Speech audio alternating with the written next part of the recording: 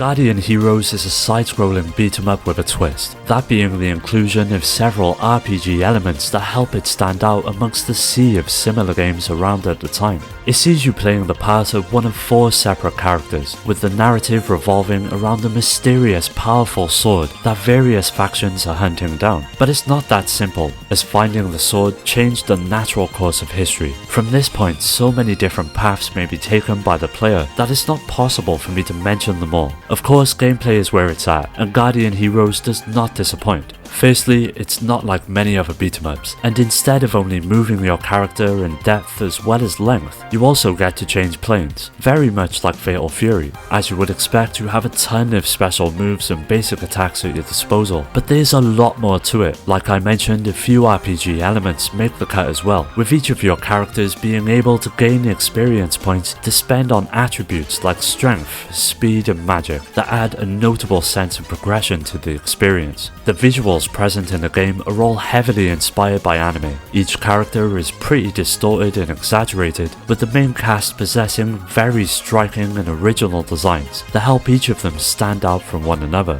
During play, the action constantly zooms in and out and makes some pretty good use of various effects that allow each move and ability to literally pop on the screen. An impressive amount of sprites can fill the screen at any time, which really adds to the frantic nature of the game. To top all of this off, there's a pretty sweet co-op option that makes Guardian Heroes one of the best games to play through with a friend. Now, it's pretty expensive these days, but thankfully it can also be found on the Xbox for a far cheaper price of admission.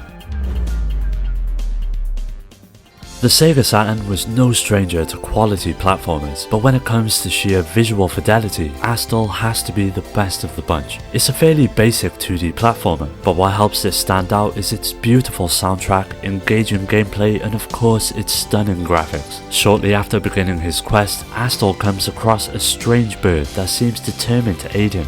Although Astal thinks the bird is nothing but an annoyance, it proves much more useful to Astal's mission than he ever imagined. The entire adventure consists of 16 levels, and although Astal may be small, he packs an immense amount of strength. Your main attack sees you grabbing enemies and throwing them over your shoulder, with another seeing Astal jumping into the air and pounding the ground around him. The bird also plays a role in battle, but is beholden to a gauge that fills up depending on how many items that enemies drop you've collected. Once it's full, it'll zip around the screen and take down anything in its path. Now, the visuals are the main thing that drew me to the game. It is simply gorgeous. The world of Quartilla is beautifully realized in the game's 2D hand-drawn style. From the icy depths of the Crystal Palace to the serene River of Dreams, this is one of the best realized fantasy worlds ever created for a platform game. The character and enemy sprites are quite small, but are beaming with minute details and fluid animations. And when it comes to bosses, they are absolutely huge and can fill the entire screen at certain points. Despite the beautiful graphics and high production value, Astal does fail slightly due to one major factor, that being the relative ease of the gameplay.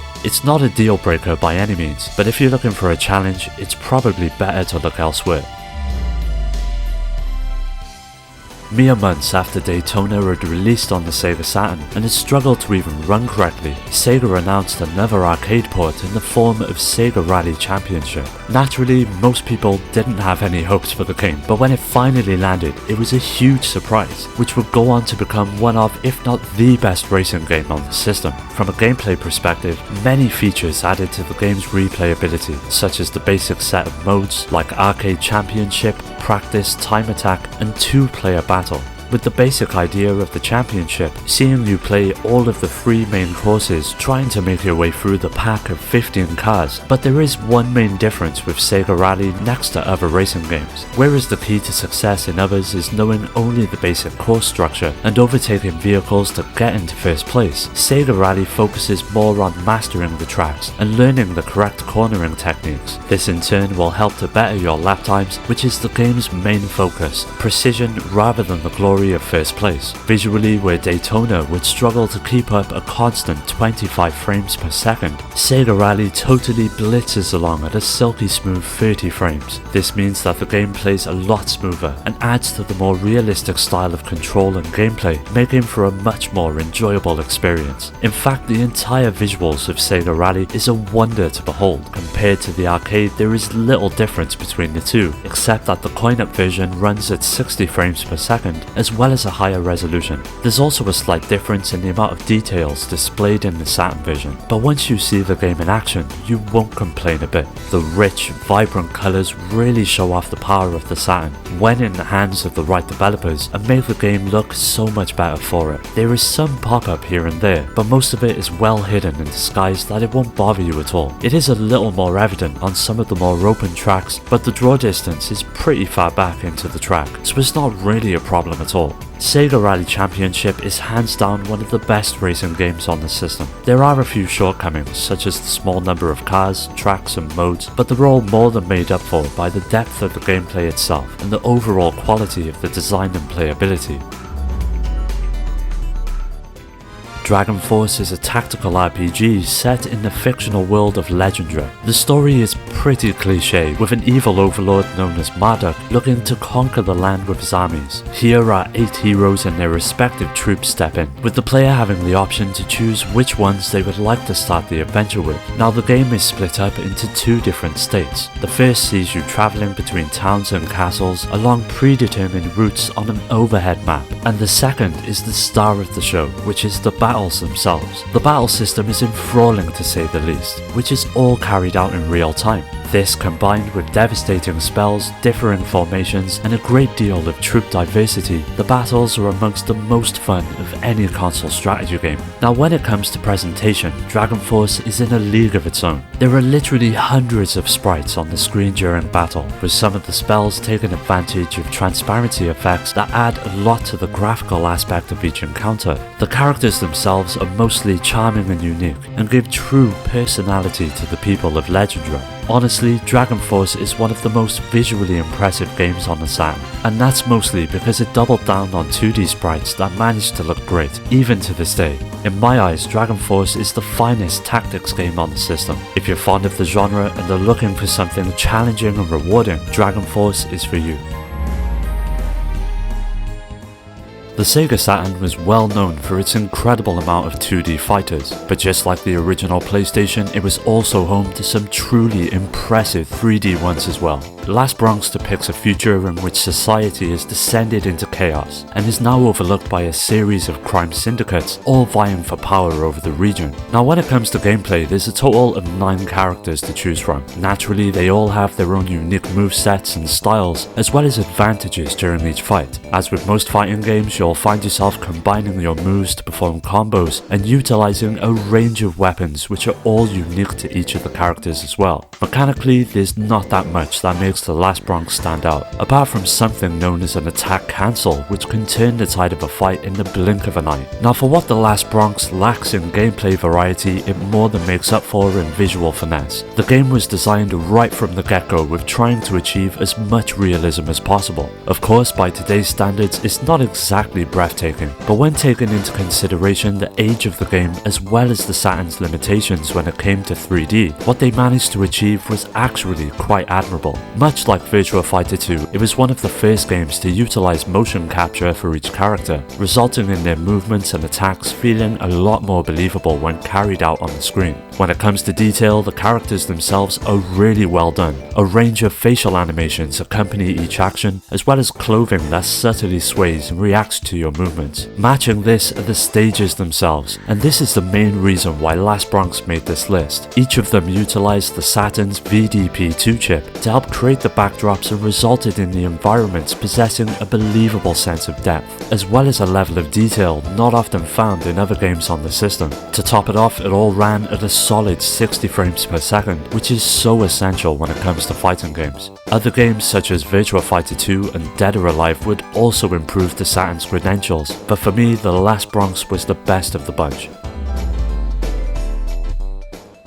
The Sega Saturn was home to a wide selection of solid shooters, but one that has stood the test of time has to be Radiant Silvergun, that to this day still manages to impress. Gameplay saw you jumping into a ship that possessed a generous amount of offensive options, with up to 6 different types of shots. They allowed you to cover the entire screen when making your way through each level, and depending on how much you used each of them, it will contribute to their effectiveness. Once they all hit the highest level, the screen would become a blur of neon colours, which would empower the player with an insane amount of dominance. That's not to say it's going to be easy. Like many treasure shooters, the difficulty can be quite daunting at first, but once you get to grips with it, you'll soon be swatting enemies like flies. Now when it comes to presentation, it is simply awesome. But the technical tricks are completely unbelievable. This game does everything that you've ever seen the Saturn do, and then turns it up to 11. The Saturn's VDP2 chip was warping and stretching fields, while simultaneously generating astonishing parallax effects. These tricks are melded almost seamlessly with polygonal background elements and bosses to create an incomparable illusion of 3D. By the way, those bosses are amazingly detailed as well. They have clean, sharp forms and are covered with some of the cleanest textures to appear on the system. Their weapon effects are a real sight to behold as well. But the best part is that all of this was presented in a buttery smooth 60 frames per second. Although the game is now quite expensive and rare, luckily it is being re-released on a few different platforms. So if you're looking to get into a new shooter, Radiant Silvergun is a solid option. A fair few RPGs released for the Sega Saturn, but none were as prolific as the third and last chapter in the Shining Force series. Like previous iterations, the third entry is a turn-based RPG, but this time around the game was split up into 3 different scenarios, which saw the player taking on the role of several characters, which changed depending on which scenario you were playing. This feature was sadly exclusive to Japan, with the West only receiving the first scenario, which starred a character known as Symbiotes. On the gameplay front, it consists of exploring the vast kingdom, acquiring items, and of course battling, which is the meat of the game besides the storyline. Each encounter requires a degree of strategy that makes it quite difficult at times, but the battles aren't bogged down with endless enemy statistics and percentages. Positioning and planning are more important than wondering whether you're standing on the right tile at the right time during the right weather conditions, or something idiotic like that. The gameplay is simple, easy to get into, but later in the game the battles can get so hard that it's a welcome challenge. As you would expect, leveling up is a huge aspect of the game, as with any other RPG. Each of the characters have a class which defines their set of abilities and determines what equipment they can use. As you grow, your options do as well, ultimately resulting in an unstoppable team of allies. Now visually, Shining Force 3 blends 3D background graphics with 2D character sprites. The effect is very well done, and it works to the advantage of the Saturn's processing capabilities, with the background sporting a serious level of texture work that was something of a marvel at the time. Each town managed to feel alive and present a unique space for the player to explore. From small inns to churches and individual homes of NPCs, the art direction was truly impressive. When it came to battles, each of them were littered with a ton of spectacular transparency and lighting effects that added a real weight to the on-screen action. Each attack you could perform had its own animation, which lit up the screen in a way not often seen on the console, which would help cement Shining Force 3 as a real heavyweight when it came to visual fidelity. Burning Rangers was a sort of swan song for the Sega Saturn. It released towards the end of its life and really felt like a culmination of everything that had been learnt when it came to developing on the console. It essentially plays out like a third-person shooter and is split up into a series of missions that all range in difficulty and objectives, such as collecting energy crystals to extinguishing fires and rescuing trapped civilians. Now these crystals function very much like rings do in the Sonic games. Having at least one of them ensures your survival from any type of damage, but if you have none, it leaves you open to death. Visually, Burning Rangers is an absolute triumph on the Sega Saturn. The game opens up with an excellent anime-esque intro that really sets the mood for the game, with the same style being used throughout the experience in cutscenes. As far as gameplay is concerned, there is nothing quite like it on the system, and this is no more apparent than when it comes to the character models themselves. The main cast are made up of a surprising amount of polygons, which gives them a real presence within each environment. environment.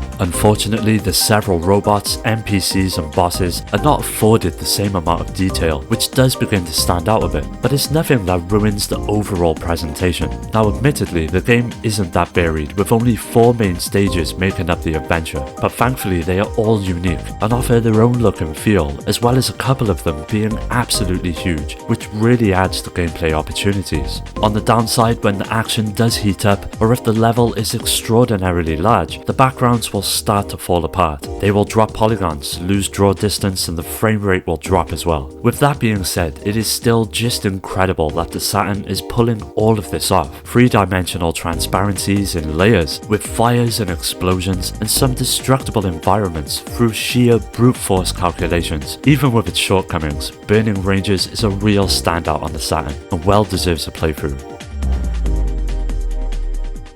When it comes to 2D fighters on the Sega Saturn, Marvel's Super Heroes vs Street Fighter has to be the finest example. As the name suggests, it pits together a cast of characters from both of the company's back catalogue and results in one of the most frantic and engaging fighters on the system. There's about 18 of them in total, who all possess a string of attacks such as basic punches and kicks, but also a range of special abilities unique to each and every one of them. One notable change from the previous game in the series was the addition of new ways to utilize your chosen characters, primarily through something known as variable assist. It allowed the continuation of combos by allowing the off-screen fighter to quickly jump in and perform a special move to continue the assault. This simple option will go on to become a central aspect of the games going forward and cement the series as one of the greatest fighting games of all time. Now visually, the game is a real testament to the potential locked inside the Saturn. As many will already know, it was a sort of 2D powerhouse that made it the best place to experience these sort of games. The most impressive aspect of the visuals have to be the incredible sprites that represent each character. They are all hand-drawn and animate fluidly, which helps the action come to life in a mesmerizing fashion. But it's not just the characters themselves. Each stage that every fight plays out on also receives the same love and care as the fighters themselves. There are so many small details playing out in the background that at times you'll find it hard to focus on the fight and instead just want to take everything in that's happening. From the urban streets of downtown to the dense jungles and sun-drenched mountains, the level of variety that each of the environments offer is truly stunning. The added functionality afforded by the extended RAM cartridge made Marvel Super Heroes vs Street Fighter a complete one-to-one conversion with the arcade release, and proved for many years to come that the Saturn was the place to be when it came to 2D fighters.